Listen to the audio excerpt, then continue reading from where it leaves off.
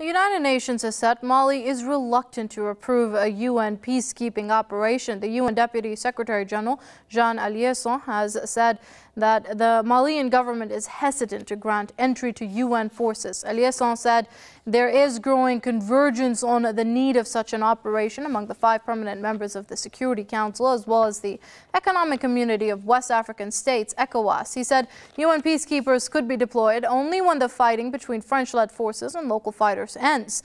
France launched a war in northern Mali last month, aiming to drive what it calls al-Qaeda militants out of the West African state.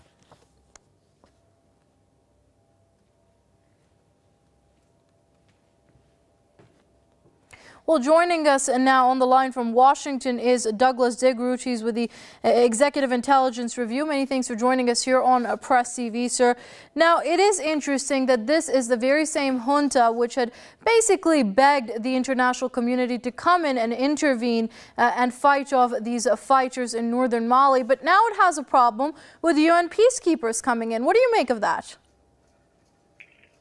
Their concern is, the government's concern, the transitional government's concern, is that the African force and then the French support to that force, which intervened unilaterally, was designed to reestablish the territorial integrity of the country, because part of the jihadist forces wanted to break off and make a separate part of their country in the north. So this intervention was to reinforce the idea of the territorial integrity of the country, reestablish that.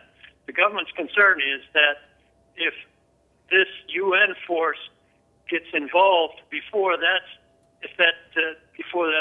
territorial integrity is guaranteed or established, then who are they going to back? Are they going to be involving?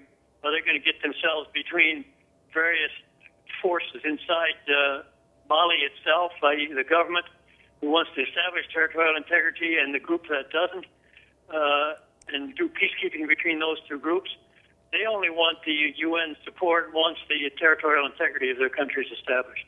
Well, Mr. De Groot, let me just cut in there. But speaking of territorial integrity, it's quite rich coming from a country which has called in a former colonialist power to come and quote-unquote liberate it. What do you make of that?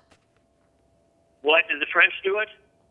Well, there's two related reasons. One is partly the old French Empire. They've got a lot of interest in that entire region. But also they don't want to see Algeria broken up and given the same treatment that Iraq and Syria and so on have gotten, because you would then have millions of Algerians fleeing into France, and they're not ready to, they just can't handle that kind of a situation.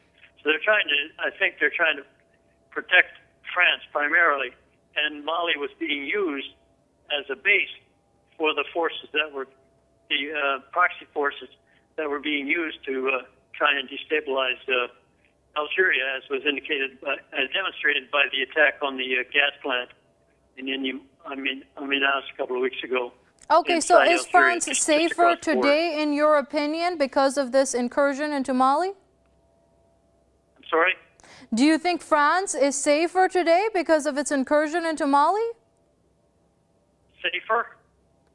Well, I suppose there could be operations that they would try and run inside France as well to destabilize them. But if they don't want Algeria to collapse, and that's why the Mali operation was being set up to as a platform for destabilizing Algeria and the rest of the West African states. That's why all the other African states in West Africa also supported the French intervention, because they know it's going to come from there to go after them as well. The same proxy forces. So okay. This thing was dragging along in the UN and nobody was supporting it, so the French acted unilaterally for a combination of reasons. One, they got their old empire, their resources connected to their old empire.